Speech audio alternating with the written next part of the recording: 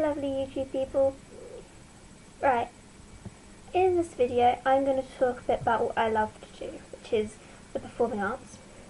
I haven't been doing it all that long. I've only been taking lessons and stuff for maybe 4 or 5 years at the most. And I'm 18 now, so it's my early teens, sorry. But it's really become a huge passion of mine, and I don't want to sound cheesy, but it really, really is the only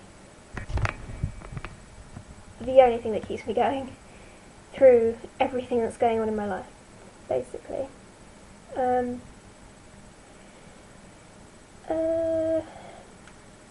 Something that I experienced the first time I ever went to see a psychiatrist, which was pretty much exactly this time last year, actually. That was the first time I ever saw a psychiatrist. And obviously when you first go and see someone, they ask you all these questions about your family and your home life and what you enjoy. And so obviously I said that I'm a performer. I dance, I sing, I like acting and performing on stage. And we'd already had a long conversation at this point about how I'm a shy person and how I used to be so shy that people in my class in primary school used to think I physically couldn't speak. That's how shy that I used to be. I was in sort of therapy, I guess you could call it, just for a short amount of time when I was 10. I think I was 10 or 11, because I was so shy and so quiet and worried so much about everything.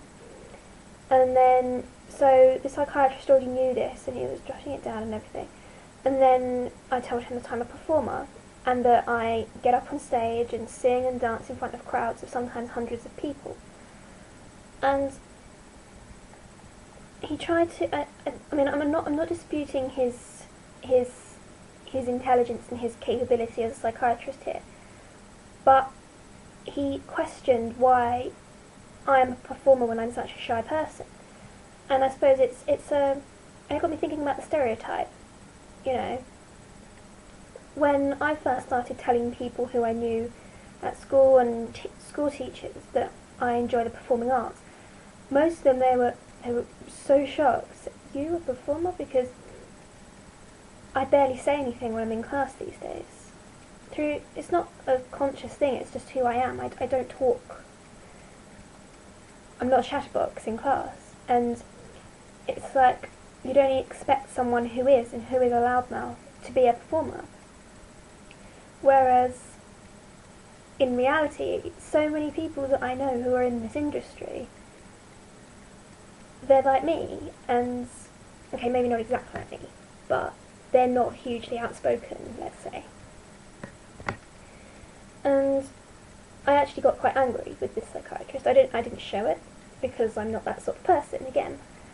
But he was trying to make me justify a reason for me wanting to be a performer.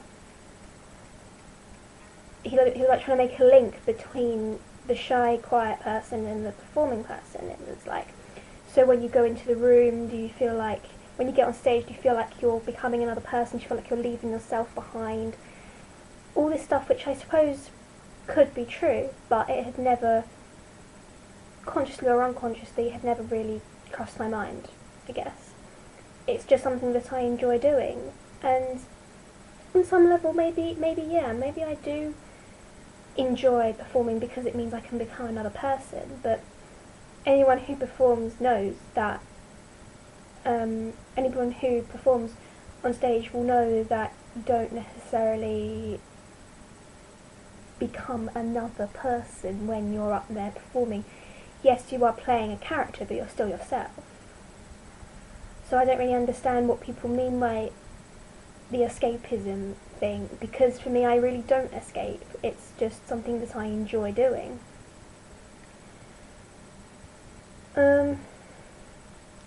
So I've always been really, really shy as a kid. And I recently did a school project called, it was a long essay, it was like 5,000 words long, called Is the Talent for the Performing Arts a Product of Nature or Nurture? And basically I looked into all these performers' histories and my own parentage and other performers' parentage to try and come to a conclusion as to whether it's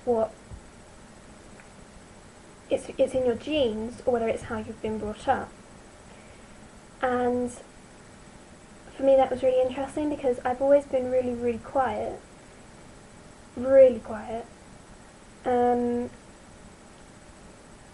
I said, to the point where I was in therapy for it at the age of 10. Excuse me, I've got a really bad throat. But at the same time, even at that early age, I could identify that I loved to perform. I was in the choir. I first danced on stage with a dance class when I was 4, so it has sort of always been there, despite the fact that my personality is quite introverted. And that's what got me thinking about what this psychiatrist said. I've always been a performer, but it's my personality to be quiet. So therefore the two things are completely, in my head anyway, they are completely separated. Yes, I may feel like I'm having some sort of escapism from my life when I go to rehearsals and I get to do what I love, but there's definitely no connection between being a quiet person and being a performer. And I really hate that stereotype, because so many people that I've come into contact with are just telling me you've got to be more confident. And I think the fact that I am a performer shows that I am confident.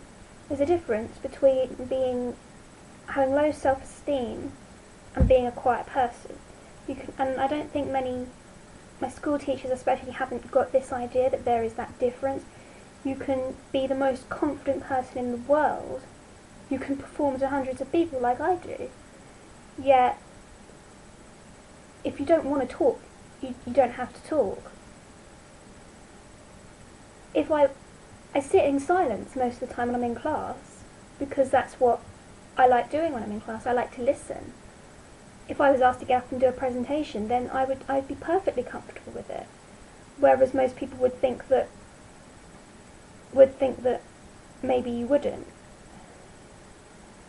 Which is why I'm so keen to get to college and to do well and prove everyone wrong that I can do this.